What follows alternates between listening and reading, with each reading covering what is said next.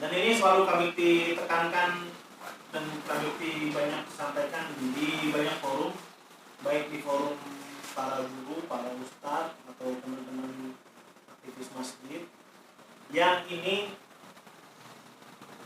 menjadi hal yang sudah mulai banyak orang lupa berkenaan dengan memilih teman yang baik, memilih teman yang baik.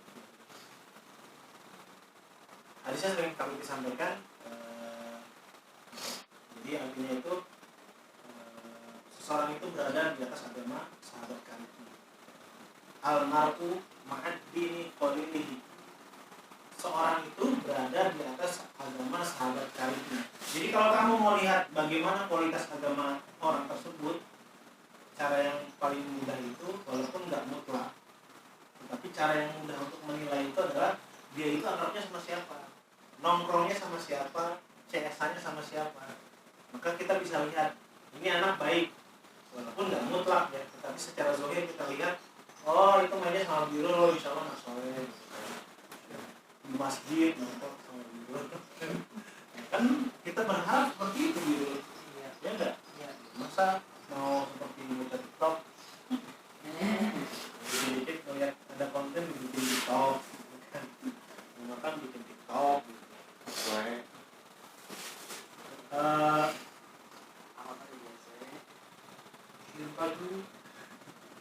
dan proses pertemanan itu bukan mulai gabut. Kamu lagi ngambil undian, di ujung ada hadiahnya tuh. Rusak aja nih kelakuannya Birul nih. Demi mana sih? Malang. Jalan ya. Oh, sudah.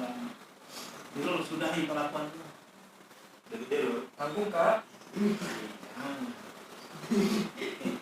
Lupa kan sih mau ngomong apa tuh, dan yang timbangan dari barusan sekian menit yang lalu. Masalah pertemanan ya, bukan hanya sekedar nongkrong bareng, ketawa bareng, senang-senang bareng, tetapi bagaimana sahabat itu, seorang teman itu bisa membawa kita, menemani kita, mengiringi kita sampai jannahnya Allah Subhanahu wa Ta'ala, sampai surganya Allah Subhanahu wa Ta'ala. Makanya carilah teman yang bisa menemanimu, mengajakmu ke surga. Jangan mikir pasangan hidup. Bocil pasangan hidup. Aku mau cari imam. Ini imam. Aku mau cari imam yang bisa memimpinku menuju surganya Allah Subhanahu wa Ta'ala. Ada akhwat, ada syarat dinikahin. Syaratnya cuma 2. Pertama bisa bahasa Jawa, yang kedua bisa ngimami, bisa ngajak ke surga. Susah. Dengan kita datar dijawab udah sholat kan. Biasanya. Jadi berpikir mulai serius. Tadi kan kita serius aja dong. Kan tadi kita mulai datang ke sini biasa pada ngobrol, ngumpul, ketawa, jadi biasa sebat gurau. Itu menjadi hal yang sangat umum hari ini. Kalau ngobrol, nongkrong, nggak ada bercandanya, kayaknya gimana? Jarang. Sama, artinya apa? Menjadi hal yang mudah dimanapun, mau yang kecil, mau yang remaja, mau yang dewasa, mau orang tua, kalau ngobrol kerjanya begitu, banyak, lucu. Tapi mulailah berpikir untuk serius.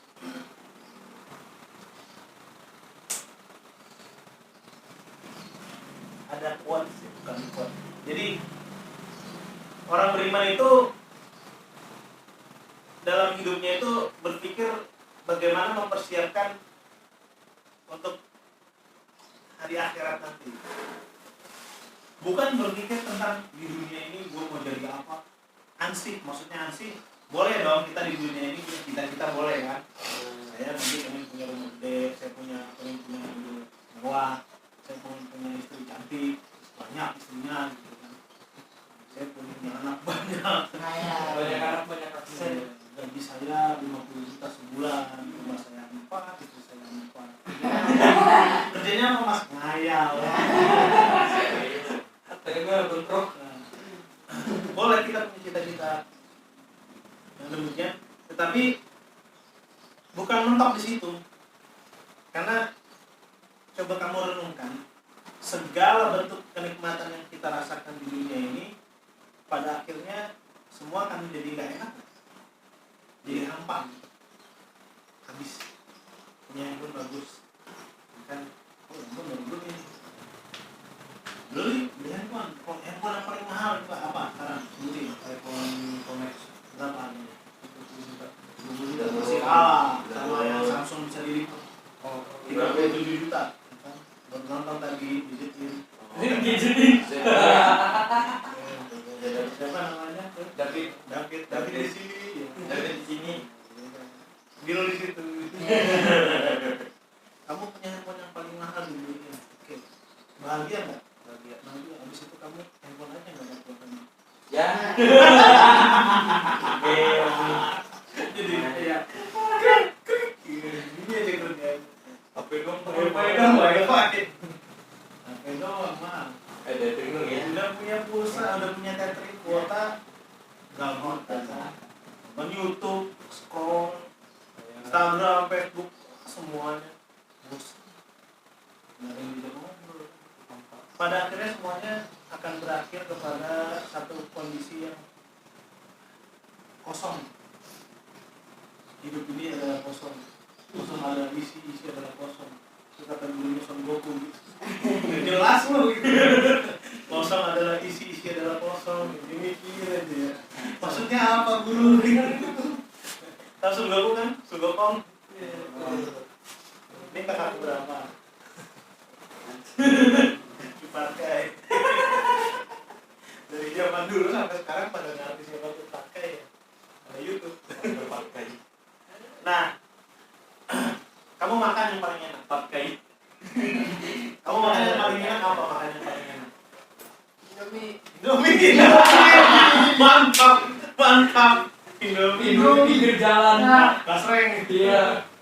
Ya kan? Apa? Coba sebutin makanan yang paling enak di dunia ini.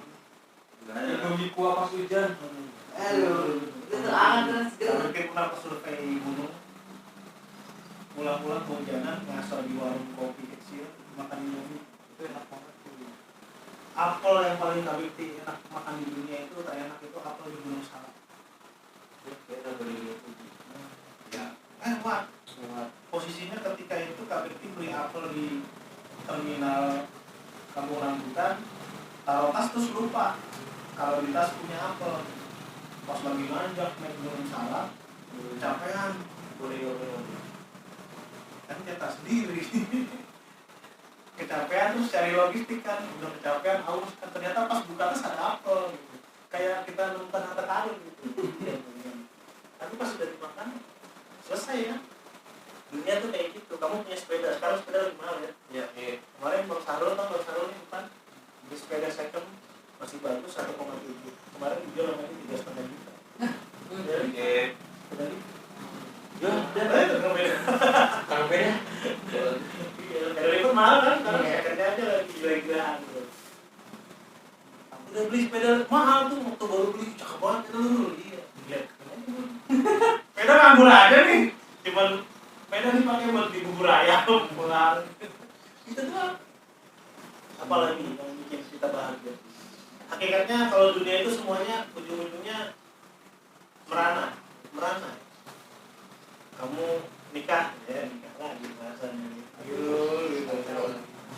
Tetap aja pada akhirnya ketika kebahagiaan itu kita terima, nanti pada suatu saat Allah menentukan kita akan berpisah. Seperti pertemuan ini kan. Tadi ketemu bete, pas pulang senang kalau duit ya. Pulang ya, gitu. Kayak di sekolah kan. Aduh malas, pas jam keluar sebentar lagi kemudian. Kayaknya pas jam keluar sekolah itu hidup bahagia banget ya. Terasa gak bisa di penjara. Nah, bayangkan kehidupan orang yang setiap hari seperti itu, rutinitas. Meskipun kelihatannya berpendidikan, tapi dia menjalani kehidupan setiap hari tanpa ada tujuan akhir mau jadi apa. Kira-kira dibayangkan kayak gimana kehidupan orang yang kayak gitu. Iya, gak ngerti nanti saya mau jadi apa. Akhirnya itu saya jadi apa. Apa kita berawal dari tidak bukan siapa-siapa, kemudian kemudian nanti pada akhirnya kita akan meninggal, terus kita nggak jadi apa-apa, udah nggak ada rasanya lagi, cuma kayak menikmati hidup kan sebentar banget tuh. Kayaknya kamu kemarin masih bocil, ngeselin banget kan gitu banget, disuruh susah gitu. Sekarang masih ngeselin juga sih.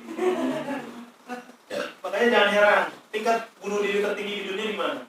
Ini di Jepang ya. Jepang kan? Iya. Sampai disediakan tempat buat bunuh diri Di tanah apa namanya? jadi kalau mau bunuh diri jangan sembarang.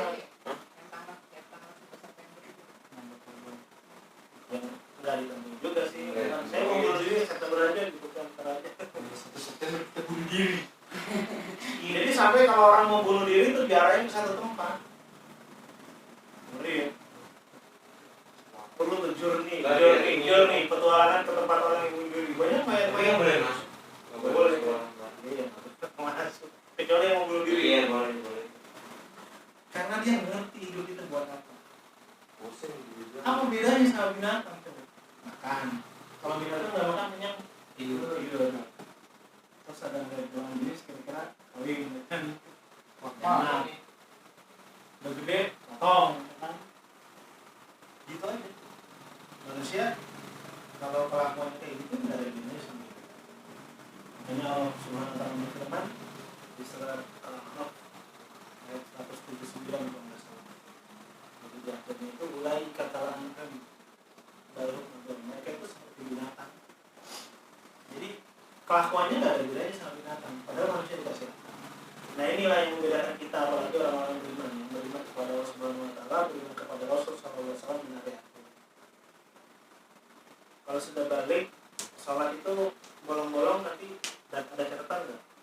Ada. Dosa dan pahala ada timbangannya nggak kalau sudah balik? Di sini sudah balik semua kan? Udah tumbuh dulu ketek, udah jakut, udah basah, jadi gerah gitu. Bulu. Kok nggak basah-basah dibasahin? Ya segala macam. Mana saya udah ke situ. Seru aja sambil. Nah itu yang mesti kita berpikir serius ya. Jadi hidup itu nggak jokes terus, canda terus. Dan coba pikirkan tentang bagaimana kita memberikan manfaat buat orang lain. Nah ini kan kita punya proyek besar. Kak Bekti itu berharap dulu Kak Bekti ngajari Bang Mudin, Kak Saipul, ngobrol kayak gini setiap malam Senin. Jadi dari zaman Kak Bekti STM itu mulai kenal masjid, Kak Bekti ngeliat ada anak-anak muda yang lagi ke masjid diajak ngobrol ngumpul. Pas mereka sudah mulai mampu untuk diberikan anak-anak, kita kerja bareng, join bareng, bikin program. Sampai sekarang ada yang namanya PPA Istiqomah, ya. Itu program bareng dari awal sama Bang Mudin sama Kak Saipul. Kak Saipul itu tahu nggak kalian itu gelarnya dia apa? Sarjana kimia, analis. Dia itu bukan orang nggak sekolah yang dulu 4 tahun SMA-nya kayak pembangunan gitu. Tapi dia analis kimia dia. Kemudian dia kuliah ambil sarjana. Sekarang kerjanya apa ini? Masjid aja. Bukan orang bodoh. Bang Mudin itu sarjana sastra Inggris di Unsada. Kamu tahu Unsada murah atau mahal? Bang Mudin itu anak orang kaya mana orang susah? Ya, ayo tanya jujur, anak orang kaya mana orang susah Bang Mudin? Susah kan? Kamu tahu kan bapaknya Bang Mudin dulu gimana? Waktu masih hidup sakit apa? Ya kan? Didorong-dorong pakai kursi roda kan? 8 tahun. Bang Mudin 8 tahun. Siswa dari mana di Bangor? Bang Mudin tuh nggak pintar sekolahnya. Rada-rada kurang gitu. Gila kali sama dia. Cuman dia tekun. Dulu di SMA itu udah jadi marbot masjid. Buat biayain sekolahnya. Kenapa? Karena nggak ada yang biayain dia. Bapaknya sakit. Tahu, ibu kamu tahu, nenek kamu, ya kan semua ada doang.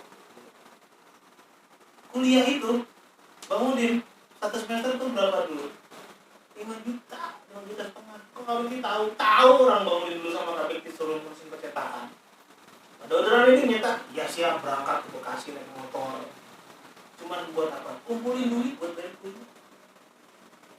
6 bulan bayar 5,5 juta, 1 tahun 11 juta. Gue bilang, Din lu bisa beli motor Din lu. Iya.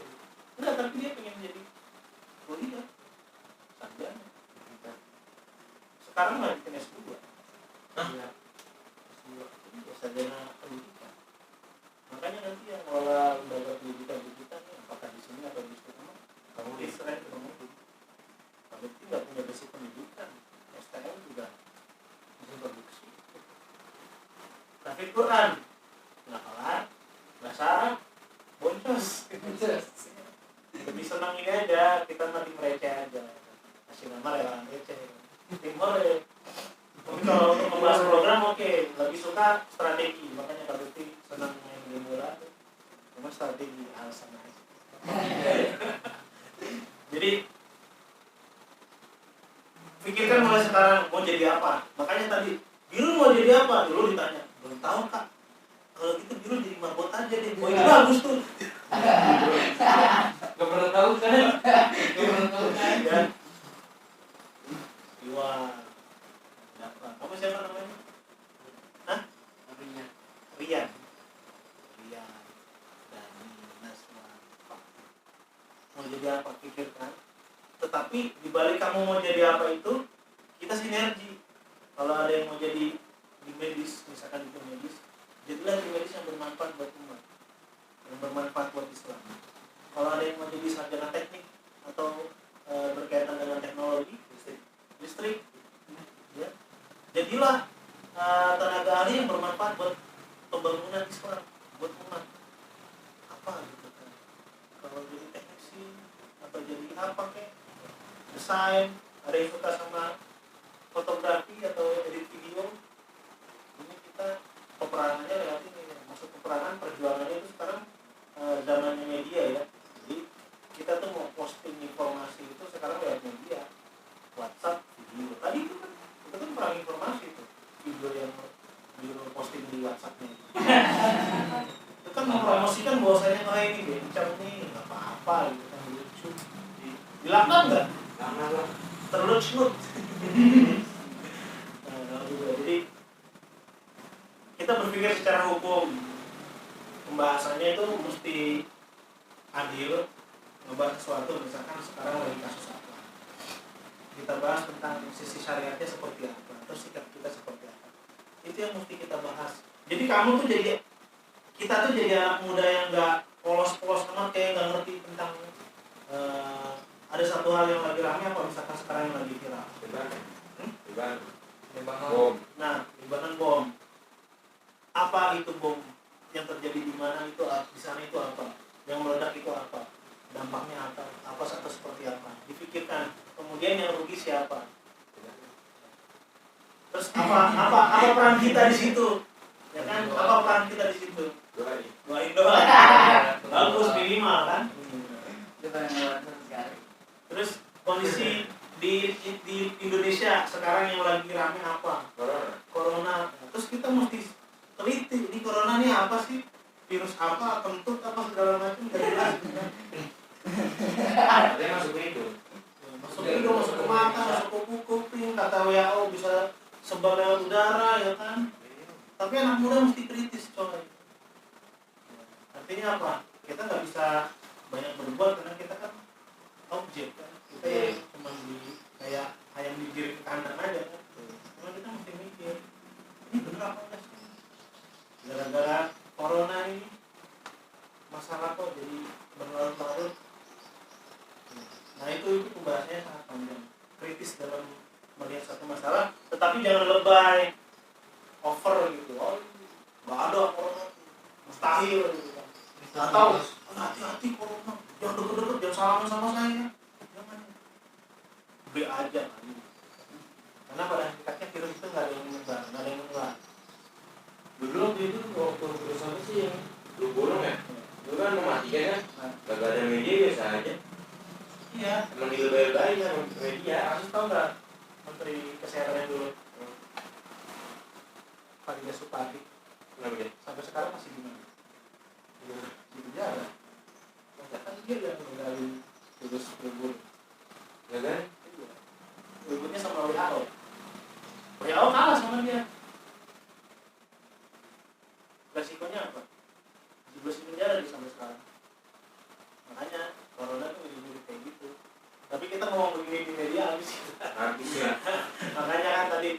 kita kritis tapi kita proporsional, yang konyol gitu.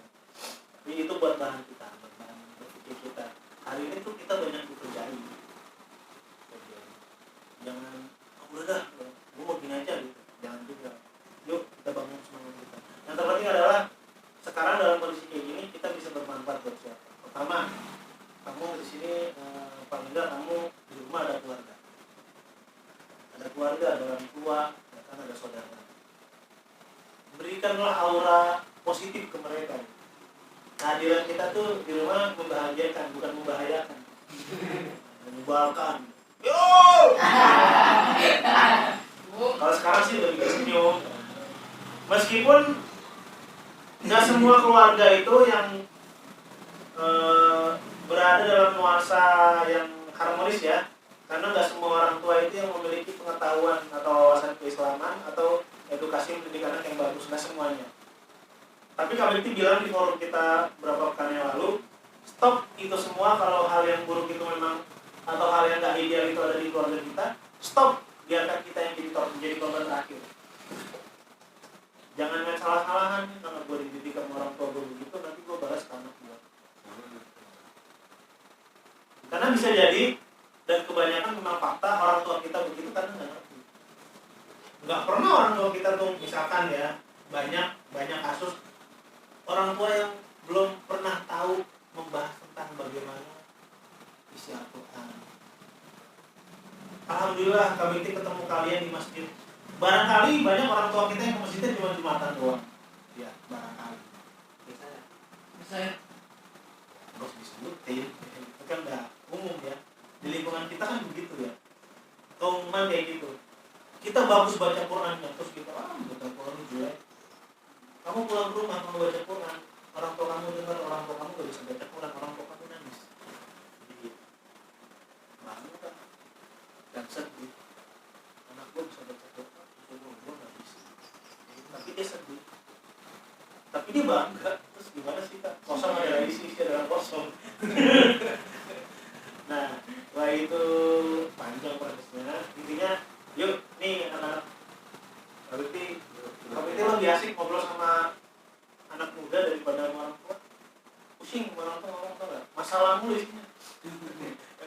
Aduh saya pusing nih kan baru perjalanan luar, saya pusing. Wah lu ampun, pusing terus. Bukuin mau kampungnya. Saya juga sama karena KBT sekarang jadi orang tua. Walaupun rasanya masih ABG aja. Dulu kayak istiqomah pertama yang umur 16 ya Pak? 17. Umur 15 gitu. Umur 15 ya. KBT kelas 1 STM kelas 1 16 tahun kelas 2. Kelas 2 baru kenal masjid kelas 2 STM sorry. Sebelumnya enggak ngerti. Kenapa bisa ke masjid? Karena teman. Kamu diajak sama dai kan. KBT punya teman sampai sekarang nih masih. Terima kasih. Orangnya nggak tinggal di sini. Orang tuanya masih ada di rumah aja masih. Alhamdulillah. Kan umurnya ya. Iya betul. Sama kamu juga kan luar jangan tahu. Iya. Tapi lain baru luar ya. Orang ngomongin saya dua. Ada yang baru lagi dia. Terus itu lah. Teman bisa ngerti ngaji sampai pencapaiannya itu bahkan lebih dalam KBT daripada teman yang ngajak ini. Dia jadi maksudnya lulusan UI beasiswa gitu. Cinta MIPA fisika ibu dari sekolah udah punya SMA 12 itu punya teman yang baik. Makanya kalau ada teman yang baik yang bisa ngajak kita kepada kebaikan dan menuju jannah Allah Subhanahu wa taala, meskipun ya, namanya orang ya, nyebelinnya ada nggak? Ada. Sebel kan, gua malu dulu. Sebel juga ya. Janji nggak jelas, nggak ditepati, ngintip dari balik-balikin. Kayaknya emang lagi kere gitu kan. Kelakuannya konyol, nggak ada antar, ya kan suka post nggak jelas gitu kan. Yang namanya orang ya, nasehatin. Makanya di muamalah itu ada sabar, husnuzon, kemudian nasihat menasehati, ta'awun. wa ta'awanu 'alal birri wat taqwa. Jadi saling menasihati dalam kesabaran dan takwa. Itu tuh persahabatan kayak gitu. Bukan kamu bersahabat, bukan kita bersahabat ketemu, nongkrong seneng bareng habis itu bubar. Gak pernah disinggung, kalau nggak sholat gitu. Nongkrong bareng pas azan, Allahu Akbar, Allahu Akbar. Gue sholat dulu, bilang gue nitip ya. Wah, nitip. Hotel nitip. Kan begitu kan? Mau kemana lo? Pak Haji, Pak Ustadz. Ya. Sholat. Iya. Nitip ya. Biasa itu. Tetap mereka teman kita, saudara kita, tapi pilih yang terbaik adalah orang-orang yang bisa menyelamatkan kita bersama-sama nanti ke jalan. Dan terbukti berharap di antara kita semua ini nanti ada yang bisa nyelamatin nih. Sahabat karib saya siapa dulu yang ngajak saya ngaji. Itu ya, kita menjadi tazkirah buat KBT khususnya. Jadi banyak ngomong itu bukan berarti lebih baik. Nanti kita lihat yang terbaik itu adalah yang paling bertakwa. Kebetulan kami di sini karena kalian lebih duluan aja. Kami di Istiqomah dari tahun 2000, sekarang 2020, 20 tahun. Dan masih ingat sampai sekarang juga masih ingat. Enak ya. Nah itu banyak kisah, banyak cerita. Dan kami berharap kalian adalah nanti yang melanjutkan perjuangan kita bersama. Tujuannya apa? Rahmat Allah Subhanahu Wa Taala. Tujuannya bukan dari dunia ya. Ini pesan dari KBT pribadi yang ini. KBT kalau ngomong sama Bang Mudin juga sama. Berusaha nanti dalam segala macam aktivitas kesibukan kita, jangan lupa visi kehidupan kita itu bukan untuk tadi, untuk sekedar memberi makan kenyang terus keluarga selesai ya. Tapi akhirat, dan bagaimana orang lain di sekitar kita orang lain itu mendapatkan manfaat, dan semuanya itu bisa terlaksana dengan kita bersama-sama membangun kerjasama, membuat orang lain itu tercerahkan lewat program. Kayak sekarang ada program-program yang berjalan seperti ini, jangan dipikir cuma duduk, dengerin, terus pulang. Enggak, suatu saat nanti kalian akan harapannya kalian akan melanjutkan proses ini. Nggak tahu siapa ya, karena nanti dalam proses itu biasa hasilnya berganti. Ini sekarang 5 orang ya, 2, 4, 6, 7 orang. Nanti besok bisa jadi nambah, bisa jadi berkurang. Siapa yang bertahan, begitu aja. Nggak dipaksa, enggak, karena masing-masing itu udah membawa dirinya sendiri-sendiri. Mudah-mudahan sih bisa terus bangun. Baik, itu aja yang bisa kami sampaikan. Mohon maaf kalau ada kata-kata yang kurang berkenan, kurang benar. Maafkanlah ada terlalu melekat dengan karakter Jakarta. Ya, itu aja. Ada pertanyaan nggak sebelum kita lanjut ke penutupan? Gino, gua, Aswan, makan apa kita ke malam ini? Ini bilis? Oh iya, udah modalin. Oke, itu aja. Nanti kita ngobrol santai setelah ditutup.